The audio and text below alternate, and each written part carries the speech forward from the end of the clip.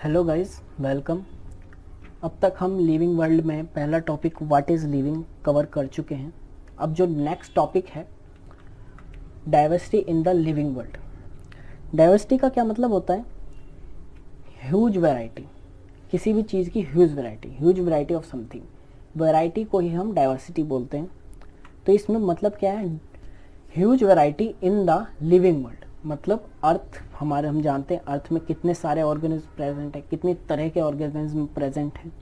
Micro organism से लेके macro, fungi हो गया, एल्गी हो गया, प्लांट, एनिमल, बैक्टीरियाज, कितने सारे तरह तरह के ऑर्गेनिज्म प्रेजेंट हैं।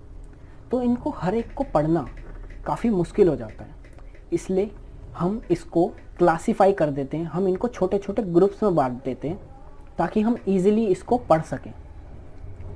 तो जो क्लासिफिकेशन है हम करते कैसे हैं, ये हम पढ़ते हैं टैक्सोनॉमी में। टैक्सोनॉमी में हम सीक्वेंस पढ़ते हैं कि किसी ऑर्गेनिज्म को क्लासिफाई कैसे करा जाता है। Taxonomy is a branch of science that deals with the principles of identification, nomenclature and classification of an organism.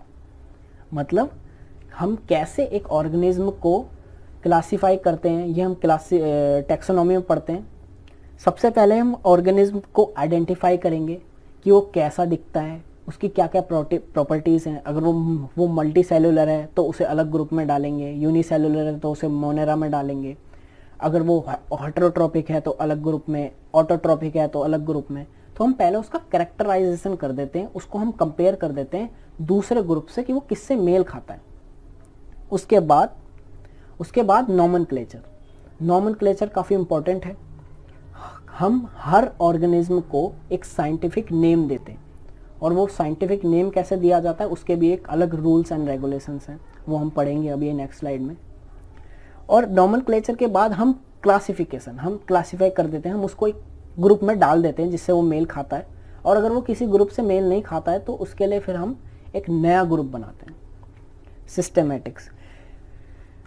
ये जो टैक्सोनॉमी और सिस्टेमेटिक है काफ़ी सेम है, बस छोटा सा डिफरेंस है कि हम इसमें सिस्टेमेटिक्स में इवोल्यूशन हिस्ट्री के बारे में भी पढ़ते हैं ऑर्गेनिज्म की, कि वो किससे इवॉल्व हुआ है। जैसे कि हम ह्यूमंस हैं, हम किससे इवॉल्व हुए हैं? एप से, यानी बंदरों से, इनके फैमिली से हम इवॉल्व हुए हैं।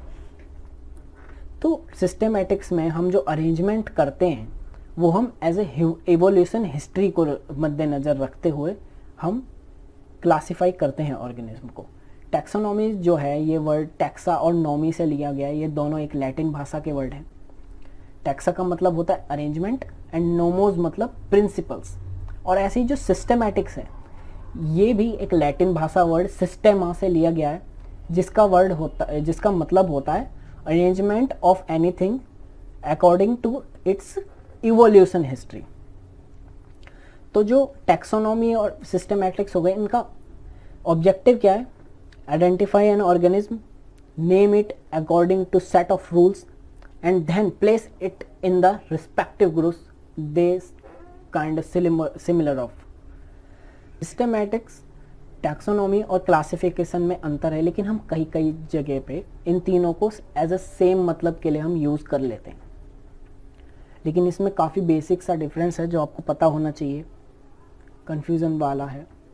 तो अब हम आइडेंटिफिकेशन, नोमेनक्लेचर हम कैसे करते हैं इसको हम ब्रीफ में पढ़ते हैं।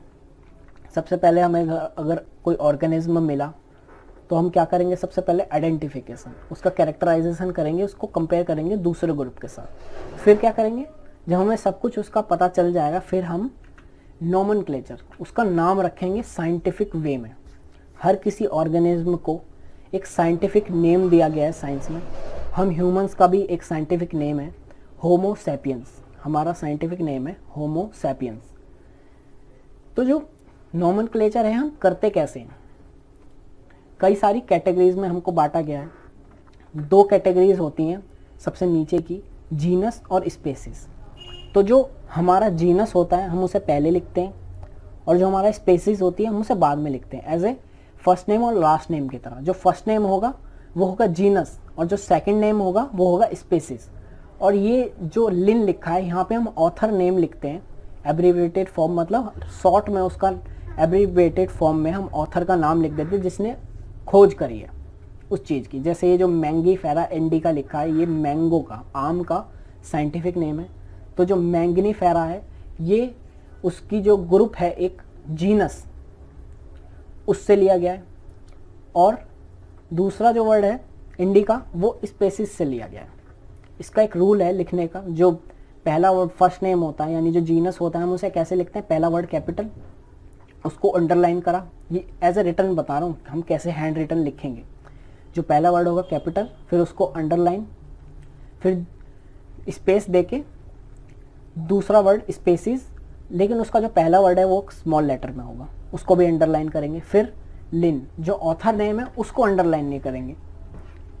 अगर यही मैंगीफेरा इंडिका अगर हम एज ए कंप्यूटराइज इसको अगर हम प्रिंट कर रहे हैं तो कैसे लिखेंगे, तब हम अंडरलाइन नहीं करेंगे, हम मैंगनीफेरा और इंडिका को इटैलिक में लिख देंगे, मतलब टेढ़ा थोड़ा, ये है ना थोड़ा टेढ़ा है तो हम इसको थोड़ा टेढ़ा कर देंगे।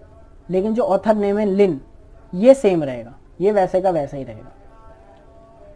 तो एक ये तो हो गया बायनोमियल नोमेनक्लेचर। तो ना बायनोमियल नोमेनक्लेचर पूरा नहीं पढ़ रहा था, क्योंकि हम देख रहे थे कि आम की भी कई सारी वैरायटी मिल रही थी, स्पेसिस की भी सब स्पेसिस मिल रही थी। जैसे कि अमेरिका में आम अलग तरीके से है, इंडिया में अलग तरीके से दिखता है वो। तो ऐसे ही हम ट्राइनोमियल नोमेनक्लेचर लाए। ट्राइनोमियल नोमेनक्लेचर में हम स्पेसिस के बाद सब स्पेसिस का नाम लिख देते हैं। जैसे कि क्रो है, ये क्रो का साइंटिफिक नेम लिखा है। क्रो जो श्रीलंका में पाया जाता है उसके कैरेक्टर स्केच अलग हैं, और जो बर्मीज में पाया जाता है उसके कैरेक्टर्स अलग हैं, लेकिन है दोनों क्रो ही। ऐसा क्यों हुआ, क्योंकि वो अलग हैबिटेट में रहते हैं, अलग कंडीशन उन्हें वहाँ दोनों देशों में मिली, इन्वायरमेंट की अलग अलग कंडीशन है, इसलिए वो काफ़ी प्रॉपर्टी अपनी अलग दिखाने लगे, मॉर्फोलॉजिकल प्रॉपर्टी वो अलग दिखाने लग गए। तो हमने उसकी सब स्पेसिस का नाम भी जोड़ दिया। हम किसी भी अगर क्रो को बुला रहे हैं, मतलब हम किसी क्रो को प्रोनाउंस कर रहे हैं, तो हम अगर कॉर्वस स्प्लेंडेंस बोलेंगे तो हम कंफ्यूज हो जाएंगे कि कौन से वाले क्रो के बात कर रहे हैं, श्रीलंका वाले, बर्मीज वाले, इंडिया वाले।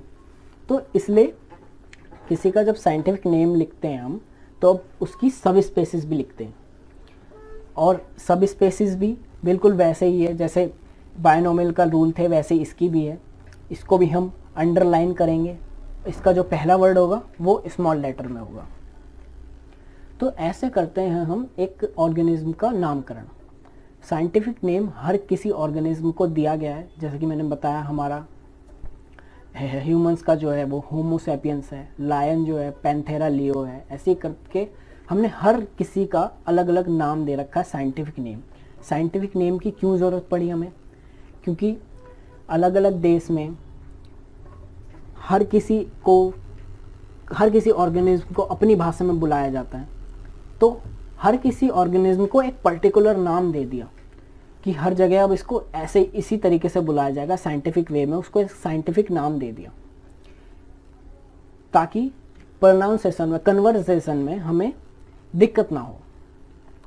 और नामकरण के बाद, नोमेनक्लेचर के बाद हम उसको ग्रुप में प्लेस कर देते हैं जिससे वो मेल खाता है। अगर वो किसी ग्रुप से मेल नहीं खाता है तो उसके लिए फिर नया ग्रुप बनाया जाता है। अच्छा, अब जब हमने पूरा टैक्सोनॉमी का प्रोसेस देख लिया, आइडेंटिफिकेशन के बाद हम जब नोमेनक्लेचर करते हैं तो उसका नामकरण करता कौन है। हमने आइडेंटिफिकेशन में उसका पूरे कैरेक्टर स्केचेस जान लिए, पूरे उसके कैरेक्टरिस्टिक्स जान लिए कि वो क्या है, वो अगर प्लांट है, एल्गी है, एनिमल है या फिर बैक्टीरिया है, वो क्या है। तो ऐसे ही हर किसी ऑर्गेनिज्म के लिए अलग अलग इंटरनेशनल कोड्स बने हुए हैं। जैसे अगर कोई प्लांट है, एल्गी है, तो उसे बॉटनिकल नोमेनक्लेचर ICBN, ये कोड उसका नामकरण करेगा। अगर वो कोई एनिमल है तो ICZN, जूलॉजिकल नोमेनक्लेचर, ये उसका नामकरण करेगा। ICNB फॉर बैक्टीरिया, ICNCP ये कल्टीवेटेड प्लांट्स के लिए होता है। कल्टीवेटेड प्लांट्स मतलब वीट हो गया, मेज हो गया, ये सब। और ICTV ये वायरसेस के नाम रखता है। तो ऐसे ही हर किसी ऑर्गेनिज्म के लिए अलग अलग इंटरनेशनल कोड्स हैं जो नामकरण करते हैं ऑर्गेनिज्म का। इस टॉपिक में बस यहीं तक था। If you like this video, please subscribe my channel. Thank you.